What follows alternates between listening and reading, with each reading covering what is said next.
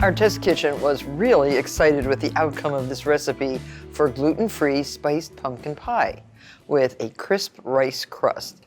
It all began with the creative use of a crunchy rice cereal combined with a mixture of butter, brown sugar, and almonds. And that crust is just pressed into a pie plate, and it looks just like a crumb crust.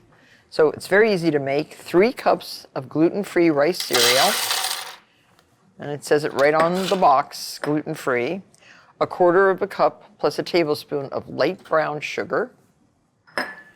1/2 cup of almonds. They can be raw almonds that are sliced or whole. Either will work. And 1/4 teaspoon of salt. And butter, 5 tablespoons of butter, which I'll add. I'm going to grind this up a little bit first.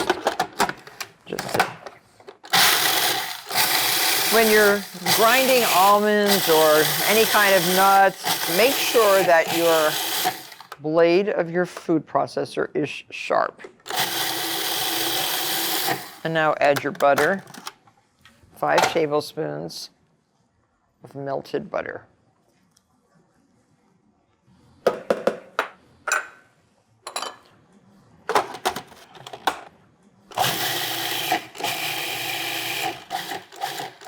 So that looks good. And now this can be just dumped right into, I like using glass because I can see if the bottom of the crust is well made, well baked, I should say. And this is a 9-inch glass pie plate.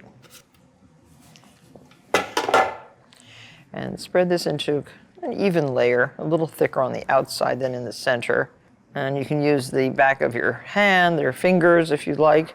That's how we always used to do it until we found out that pressing with a little metal cup measure works very well and quickly.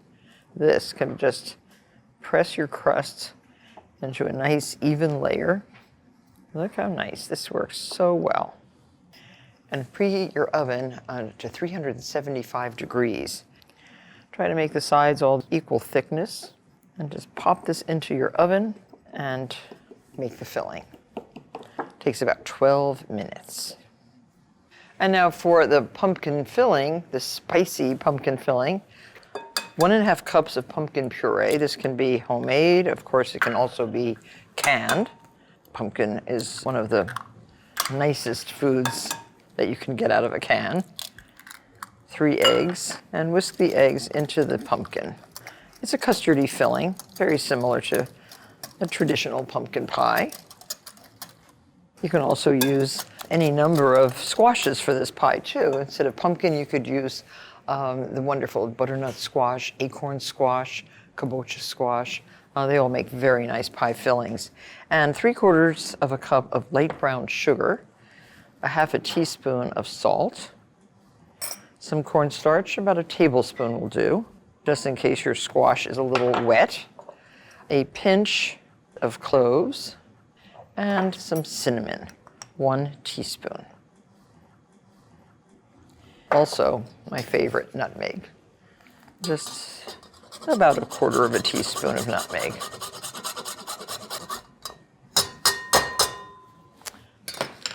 So stir this up. Brown sugar gets lumpy and dry really fast, which is why we keep it in a sealed container. And it'll be very hard to break up if it gets too dry. So you can just add this right to your pumpkin.